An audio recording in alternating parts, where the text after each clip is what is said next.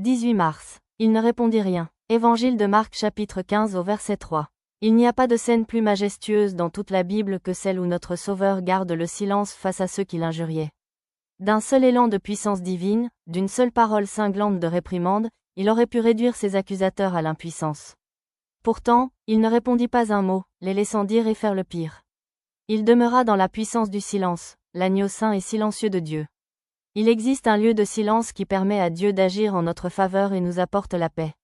C'est un silence qui met fin à nos intrigues, à notre besoin de nous justifier et à la recherche de solutions temporaires pour parvenir à nos fins par notre propre sagesse et notre propre jugement. Au contraire, il permet à Dieu de répondre, par son amour inébranlable et fidèle, à l'épreuve cruelle que nous avons subie. Oh! Combien de fois nous contrecarrons l'intervention de Dieu en notre faveur en prenant parti ou en nous défendant nous-mêmes. Que Dieu nous accorde à chacun cette force silencieuse et cet esprit de soumission. Alors, une fois nos combats et nos luttes terrestres terminés, les autres se souviendront de nous comme nous nous souvenons aujourd'hui de la rosée du matin, de la douce lumière du lever du soleil, d'une brise paisible le soir, de l'agneau du calvaire et de la douce et sainte colombe céleste. A.B. Simpson, le jour où Jésus se tint seul, et sentit le cœur des hommes comme de pierre, et sut qu'il n'était venu que pour expier. Ce jour-là, il garda le silence. Ils témoignèrent faussement contre sa parole. Ils l'enchaînèrent avec une corde cruelle, et le proclamèrent Seigneur avec moquerie. Mais Jésus garda le silence. Ils lui crachèrent au visage. Ils le traînèrent de lieu en lieu.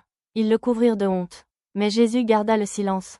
Mon ami, as-tu, pour bien moins que cela, avec une rage que tu appelais justice, ressenti les affronts avec une grande détresse? Votre Sauveur garda le silence. SP. Je me souviens avoir entendu l'évêque Whipple du Minnesota, surnommé l'apôtre des Indiens, prononcer ces belles paroles. Ces 30 dernières années, j'ai cherché le visage du Christ chez ceux avec qui j'étais en désaccord.